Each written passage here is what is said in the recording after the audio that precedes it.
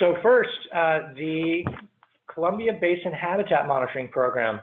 This is about a rather large program. About 7 years ago, a couple federal agencies contacted us to get some help designing a system to help them manage the raw field observation data, to help organize crews before field season, to track landowner contacts, to make sure that they get access to the land, and then ultimately to automatically generate metrics and indicators from the data to help answer some management questions. And so given the size of the area, it's about the size of the country of France, and the fact that they're dealing with so many partners, they knew from the get-go that they needed kind of that bottom option in the prior system of record table. They needed a web-based system of record to manage all this information. And so the solution, it was a web platform to handle all that. Like I said, it supports the site evaluation and landowner coordination. It has automated data flows between the back end and the front end to the iPad minis that are out in the field for collecting data. And it does a lot of automatic metrics generations and running of models to do some pretty advanced calculations on average pool volume, for example, in the stream channels.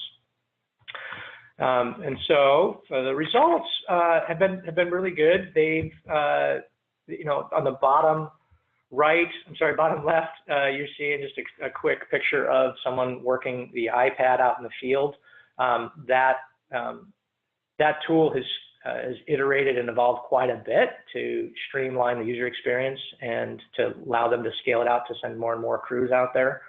And then on the right, it's a small picture, but a really powerful view that we were able to co-design with the folks running the monitoring program to help them keep an eye and a sense of where the whole monitoring effort is at during the middle of the field season.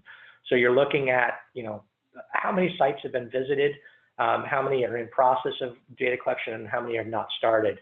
At the overall program level, there's over 400 sites visited every field season, every summer. And then down below, you see the same chart for each of the watersheds and each of the crews that are out there. So kind of a command central that really lets folks at an operational level understand what's going on and where crews might need some additional support.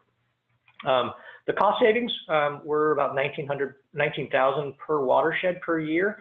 And this has been going on for, I think we're going into our 6th or 7th field season. So when you do the math and consider that there's, I think now 14 watersheds here, savings of well over $1 million over the course of the project.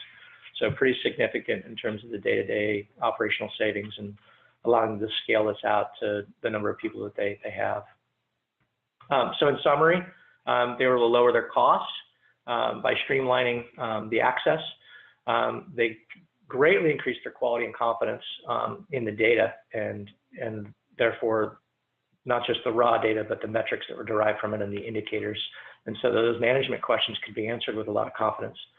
And then last, really provided a way for them to have a lot more control over the entire monitoring program, from landowner coordination all the way through to generating dashboards that summarize the answers that have to the questions that managers had.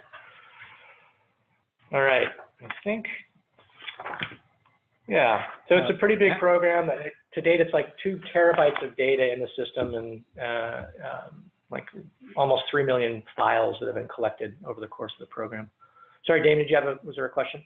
Yes, we actually do have a question for you. The question is, my program is a lot smaller than the Columbia Basin program, but I'd like to leverage mobile data collection and gain some data transparency. Will the system you're describing right now work for an agency that's smaller and with fewer resources than the Columbia Basin program? Yeah, that's a great question. We've had that a few times. We get that this program is unique in its scope and scale. The good news is the systems that were built to support them were done with ratepayer dollars, and so that system is available to others to use.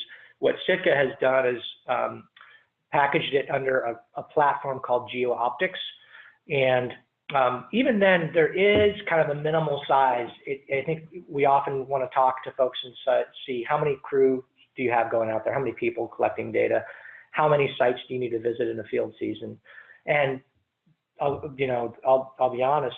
When it's really limited, pen and paper is probably the most efficient because you don't have that much transcription and things to do. But once you get above, a few technicians or data collectors going out in the field and more than, 20, 30, 40 sites that you need to visit, then it starts to make sense to talk about how to scale it up with some better tools. So we've got some case studies and information on geooptics on our website, and I'm happy to follow up with whoever asked that question afterwards.